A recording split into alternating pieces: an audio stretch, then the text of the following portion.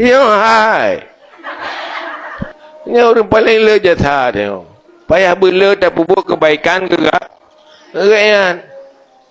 Kok jaigah dia fala. Oh mesti hanit palang yang orang beribadat. Dosa tanya kecok kan? Kita mengerok dalam neraka, mengatakan mengatanya dalam syurga. Engkau udah. So kena balas jasa orangnya. Itanya sakit hati tu. Sakit hati tu kan.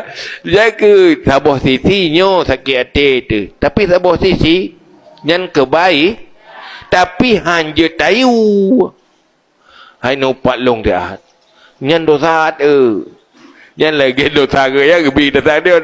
Tanya you. Ada tanya hanya tidak you upat. Hai tolong upat long dia. Kau jangan dosa aku.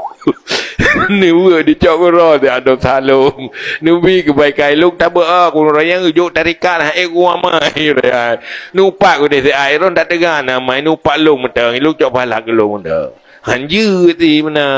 Tayak ayu. Uman kai mupat nyan kebaik. Kebaikan ke dia. Ku bahagia tu. Makan de kem-kem dah dia. Ku dengar tanya siji upat roh ku tenang ku. Ya dah. Iya, pakai lah kek tu senyum tak tanya terus saja duduk perah urung je kengerok. Ku bahagia. Royo kata bapa halalom. Guna bunga pitilah jaga hang tumai wirid kan atau apa kan. Bahagia dah. Ya kan? Nak salah.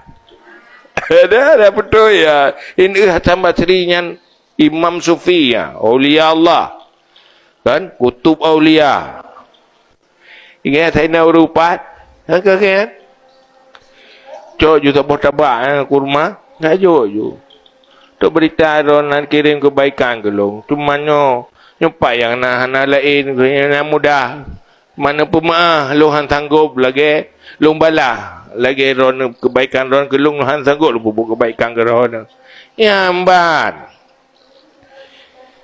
Ya, Hasan Basri. Idaya muda Hasan Basri juga deh. Ya kudu Hasan Basri roh muda kau bekerja tadi kan.